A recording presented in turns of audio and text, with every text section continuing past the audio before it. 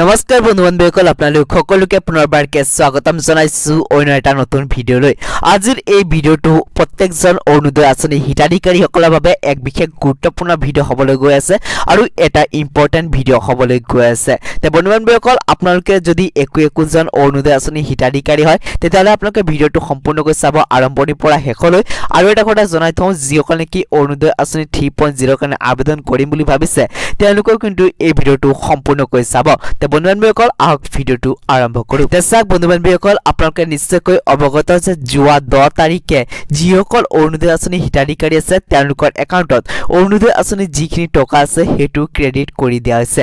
কিন্তু এতিয়া মোক বহুতে প্ৰশ্ন সুধি আছে যে বহুতৰে ইয়াতে একাউণ্টত পইচাখিনি ক্ৰেডিট হোৱা নাই, ইয়াৰ কাৰণটো কি হয়? তে চাওক বন্ধু বান্ধৱীসকল, আপোনালোকক প্ৰথমতে মই জনাই থওঁ যে আপোনালোকক মই আগতেও কৈছোঁ যে আপোনালোকক যিহেতু কোৱা হৈছিল যে আপোনালোকে KYC খন কৰিব লাগিব, মানে আপোনালোকৰ যিখিনি ডকুমেণ্টছ আছে সেইটো পুনৰ আপোনালোকৰ নিৰীক্ষণ কৰা হ'ব, তাৰ কাৰণে আপোনালোকৰ পৰা ডকুমেণ্টছ বিচৰা হৈছিল।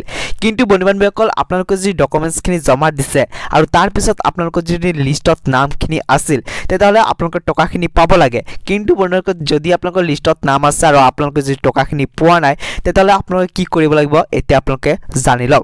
তো চাওক, পোনপ্ৰথমতে আপোনালোকে চেক কৰিব যে আপোনালোকৰ বেংক একাউণ্টৰ লগত আধাৰ কাৰ্ডখন লিংক আছে নে নাই, লগতে আপোনালোকৰ যি নেকি DBT আছে সেইটো আপোনালোকৰ এক্টিভ হৈ আছে নে নাই।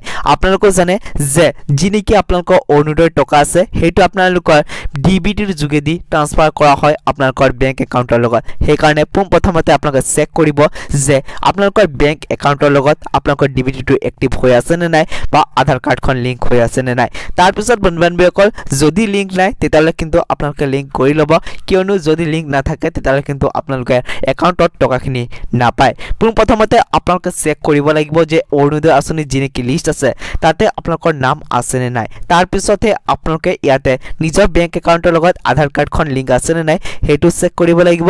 যদি নাই তেতিয়াহ'লে আপোনালোকে লিংকখন কৰিব লাগিব। যদি বন্ধু বান্ধৱীসকল আপোনালোকৰ DBT বা আধাৰ কাৰ্ডৰ কাৰণে যদি একাউণ্টৰ টকাখিনি হোৱা নাই তেতিয়াহ'লে কিন্তু আপোনালোকৰ প্ৰব্লেমখিনি ছল্ভ হৈ যাব। কিন্তু যদি আপোনালোকৰ নামখন কৰ্তন কৰা হৈছে লিষ্টৰ পৰা তেতিয়াহ'লে কিন্তু আপোনালোকে টকাখিনি নাপায় আৰু আপোনালোকে পুনৰ ইয়াতে অৰুণোদয় 3.0ত আপোনালোকে আবেদনটো কৰিব লাগিব। এতিয়া চাওক, বহুতে ইয়াতে সুধি আছে যে অৰুণোদয় 3.0ৰ কাৰণে কেতিয়াৰ পৰা আবেদনটো আৰম্ভ হ'ব। তো চাওক, ইতিমধ্যে কোনো ধৰণৰ আপডেট অহা নাই যে কেতিয়াৰ পৰা ইয়াৰ কাৰণে আবেদন প্ৰচেছ আৰম্ভ হ'ব। যিহেতু ইতিমধ্যে আপোনালোকৰ নামখিনি লোৱা হৈছে, তাৰপিছত মেৰিট লিষ্ট প্ৰকাশ পাব, মেৰিট লিষ্ট প্ৰকাশ পোৱাৰ পিছত অৰুণোদয়ৰ ফৰ্মটো দিয়া হ'ব। কিন্তু এতিয়ালৈকে কোনো ধৰণৰ আপডেট অহা নাই যে কেতিয়া আপোনালোকৰ অৰুণোদয় ফৰ্মখিনি দিয়া হ'ব। যেতিয়া নেকি আপডেটখিনি আহি যায় মই আপোনালোকক নিশ্চয়কৈ ভিডিঅ' বনাই কিনে জনাই দিম আমাৰ এই চেনেলৰ যোগেদি। সেইকাৰণে এতিয়ালৈকে যদি আমাৰ এই চেনেলটো আপোনালোকে ছাবস্ক্ৰাইব কৰি ৰখা নাই তেতিয়াহ'লে চেনেলটো নিশ্চয়কৈ ছাবস্ক্ৰাইব কৰি দিব আৰু কাষত দিয়া বেল আইকনটো প্ৰেছ কৰিবলৈ নাপাহৰিব। তাক আজিৰ এই ভিডিঅ'টো ইয়াতে সমাপ্ত কৰোঁ।